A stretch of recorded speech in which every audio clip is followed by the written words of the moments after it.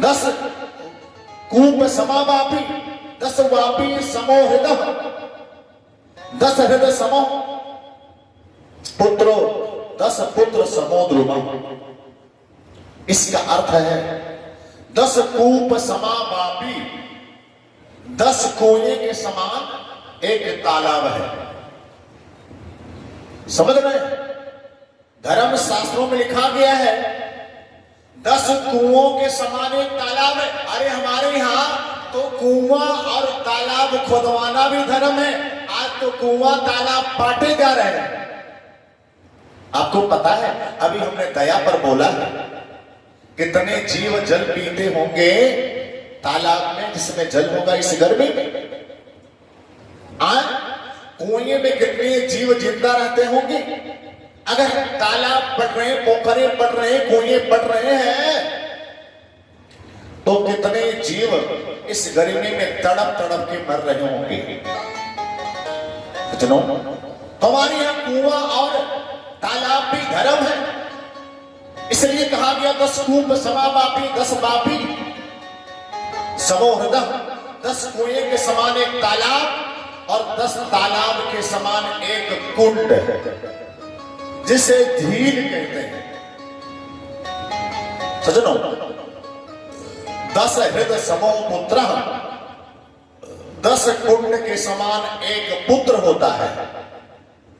पुत्र लड़का और 10 पुत्र समो द्रुमा 10 पुत्र के समान एक वृक्ष होता है। क्या होता है? एक वृक्ष। 10 लड़के पैदा कर दो एक तरफ एक वृक्ष लगा दो तो दोनों बराबर है। 10 कुएं के समान एक तालाब 10 तालाब के समान एक कुंड 10 कुंड के समान एक पुत्र और 10 पुत्र के समान एक वृक्ष। और सतनों हमारी सभ्यता में लिखा गया है अस्वस्थ मेकम एक पीपल का पेड़ लगाओ। क्या लगाओ?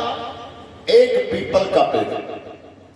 अस्वस्थ मेकम निच मुद्दईकम एक नीम का पेड़ लगाओ। नीम जानते हैं ना जिसे नीम कहते हैं।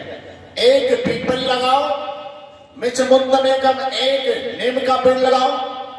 अस्वस्थ में कम मिच मुद्द निग्रोध एक बरगद का वृक्ष लगाओ। 10 चिमचिड़ी का 10 इमली का पेड़ लगाओ। एक बरगद 10 इमली का पेड़ लगाओ।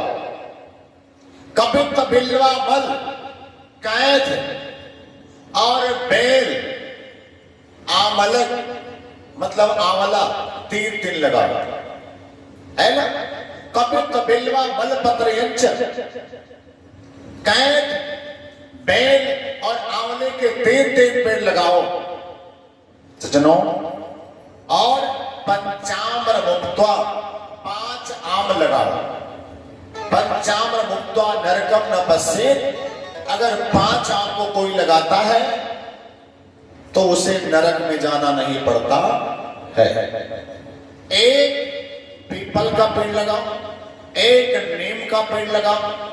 एक बरगद का पेड़ लगाओ। 10 इमली का पेड़ लगाओ। कैथ बेल और आंवले के 3 पेड़ लगाओ। 5 आम का पेड़ लगाओ तो आपको नरक में नहीं जाना पड़ेगा। सजनों ये धर्म की बात है। और इतना आप करेंगे तो जानते हैं वायु कितनी शुद्ध हो जाएगी। आपको पता है आप बड़े बड़े उम्र वाले यहां पर बैठे हैं।